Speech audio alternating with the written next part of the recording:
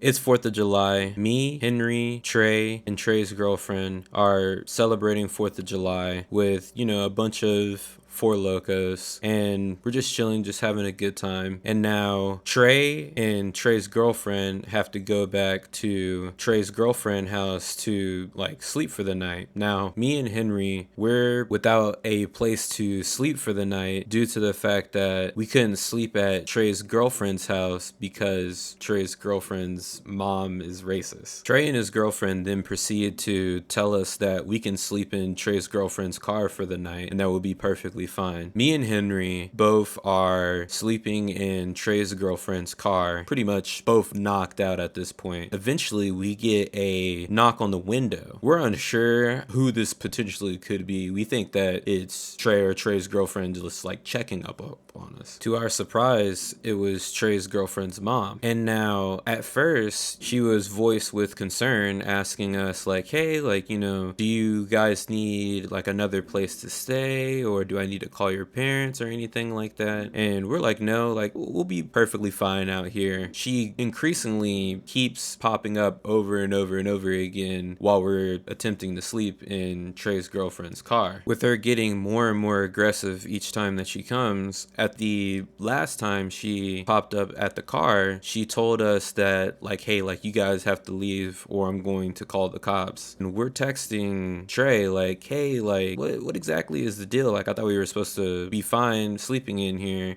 And Trey's like, well, my girlfriend is trying to work it out with her so that she, kind of like calms down and like leaves you guys alone. At that point, me and Henry recognize that our time in the car is used up. I then proceed to start a countdown for us to burst out of the doors and try to leave before she comes back out again. We both burst out of the doors after the countdown finishes, trying to run down the street to avoid her. Mind you, it's raining. Henry is absolute dusting me. He turns the corner, I attempt to, and just immediately bust my ass right up on the asphalt. I get back up and just sprint right after him, trying to catch back up. And now we meet over by the boating area where we were initially like drinking the Four Locos at. We're not sure if she's still following us, so now we're behind the boating area and we're like trying to see if we can walk through the grass and leave. Wrong. It literally, I don't know why we even thought that, because we just both ended up having mud underneath the bottom of our shoes. And so we just chill. Now we're just both stargazing at the stars, just talking to each other. Shortly thereafter, we get a text message from Trey. He's like, oh, I'm coming down on the way. At this point, me and Henry are planning on sleeping at the dock or on this random person's boat next to the dock. Trey comes down and he asked us if we needed blankets or anything like that. At first we denied it, but then eventually we ended up getting the blankets. And he's telling us like, hey, like you guys didn't have to leave. Whole time me and Henry know that that's BS. So we end up just sleeping on the random person's boat for the night. We both wake up groggy and pissed, and we head over to the front of the building. And literally 10 minutes after we did that, the owner of the building in the dock and the boat, I'm assuming, showed up. So we like just dodged him for the night. This concludes this mini story. I hope everyone has a good one. And if you're watching this on 4th of July, I hope you're being safe. Okaleidocomb out.